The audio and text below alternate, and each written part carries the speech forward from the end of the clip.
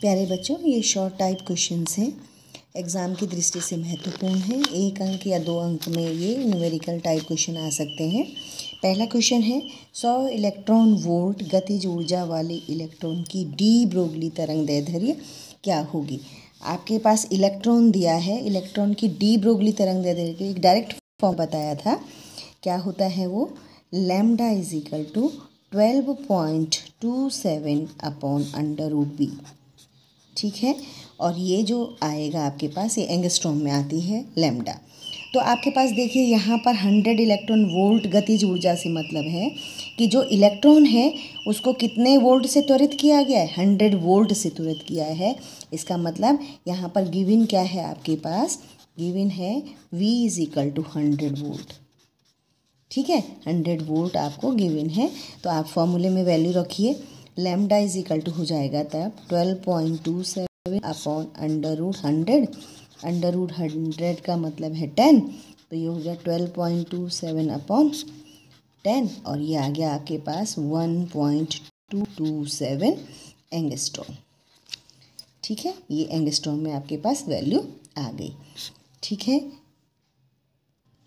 अब आपके पास दूसरा क्वेश्चन है, संपर्क में रखे दो लेंसों की क्षमताएं नंबर्स आपको दी हैं, +4D और -2D है। संयुक्त लेंस और प्रकृति बताओ। तो देखो, एक आपके पास +4D दिया है, ये P1 आपके पास दिया है, ये +4D है। ये आपके पास कैसा लेंस है, उत्तल लेंस है। कैसा लेंस है, प्लस में किसकी होती है, उत्तल लेंस। और जो P2 दिया है वो -2D है, ये अवतल लेंस है। ठीक है, कॉनकेव लेंस है ये। और आपने इन दोनों को जोड़कर, दोनों लेंसों को जोड़कर एक कंबाइंड लेंस बनाया। तो हमें ये बताना है कि वो लेंस कैसा होगा, प्रकृति और क्षमता, उसकी टोटल पावर बतानी। तो हमारे पास संयुक्त लेंस की क्षमता के लिए आपके पास जो क्वेश्चन होता है, जो फॉर्मूला होता है वो होता है P1 + P2। इनकी वैल्यूज़ विद साइन आप रख देंगे, +4D प्लस, और ये माइनस है तो माइनस आ जाएगा 2D। तो संयुक्त लेंस की क्षमता आपके पास P जो हो गई आपके पास कितना आ गया, 2D। ये प्लस का आया, इसका मतलब जो कंबाइंड लेंस बना वो कैसा लेंस बनेगा, उत्तल लेंस। ठीक है, कभी कभी यहाँ पर फोकस दूरी भी पूछी जाती है, तो फोकस दूरी कैसे निकालेंगे हम, तब अगर यहाँ पर क्वेश्चन अगर आपके पास दिया होता है कि फोकल लेंथ क्या होगी, तो F इज इक्वल टू होता है या P इज इक्वल टू होता है 1/f।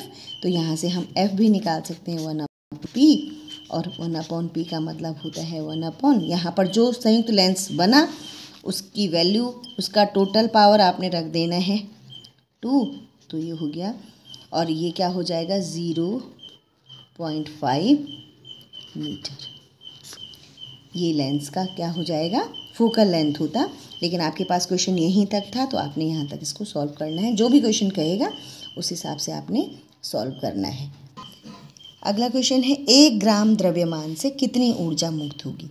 तो ये आइंस्टाइन का जो द्रव्यमान ऊर्जा रिलेशन है उस पर बेस्ड है। आपके पास फॉर्मूला होता है E is equal to Δmc²। आपके पास द्रव्यमान कितना दे रखा है, m दे रखा है आपके पास, Δm या m वो दे रखा है 1 ग्राम। अब जब भी हम न्यूमेरिकल सॉल्व करते हैं तो हम सबसे पहले क्या देखते हैं, इनकी यूनिट्स देखते हैं। 1 ग्राम को हम किलोग्राम में बदलेंगे, क्योंकि हमको ऊर्जा निकालनी है और उसको हम जूल में निकालेंगे। तो हमारे पास क्या हो जाएगा, 1 ग्राम को जब हम ग्राम में बदलेंगे, किलोग्राम में बदलेंगे, तो ये हो जाएगा 10⁻³ किलोग्राम। और अब देखो C क्या है, यहाँ पर स्पीड ऑफ लाइट है, वो होती 3 × 10⁸ मीटर पर सेकेंड। तो आपके पास यहाँ पर E आ जाएगा, वैल्यू पुट करिए, 10⁻³ Δm हो गया, और 3 × 10⁸ होल स्क्वायर आपके पास हो जाएगा। तो ये हो गया 10⁻³ × 3 3 जा 9, और 10⁸ 10⁻16। तो आपके पास हो गया 9 × -3, यहाँ इसके साथ जुड़ जाएगा, तो ये हो जाएगा 10⁻13 जूल। ठीक है, ये आपके पास जूल में आपके पास क्या हो गया, ऊर्जा आ गई है। ठीक है, देखिए अब अगला क्वेश्चन है, हाइड्रोजन परमाणु के प्रथम व द्वितीय उत्तेजित अवस्थाओं में ऊर्जाओं का अनुपात क्या होगा। देखो हाइड्रोजन के लिए जो हमारे पास nth कक्षा के लिए ऊर्जा होती है वो होती है -RHc अपॉन n²। n क्या है, कक्षाओं की संख्या है, r रिडबर्ग कांस्टेंट है, h प्लैंक कांस्टेंट है और c लाइट की स्पीड है। तो ये सब जब हम वैल्यू रखेंगे, अब चूंकि उत्तेजित अवस्थाएं कह रहा है ये, प्रथम उत्तेजित अवस्था के लिए n जो हो जाएगा वो 2 हो जाएगा, क्योंकि ग्राउंड अवस्था में रहा होगा और वहाँ से उत्तेजित हुआ तो किस में जाएगा, दूसरी कक्षा में। इसलिए प्रथम उत्तेजित के लिए क्या हो जाएगा, प्रथम उत्तेजित अवस्था के लिए n क्या हो जाएगा 2।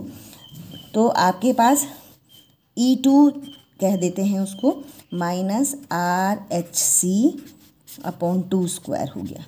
ठीक है, ऐसे ही द्वितीय उत्तेजित सेकंड उत्तेजित अवस्था के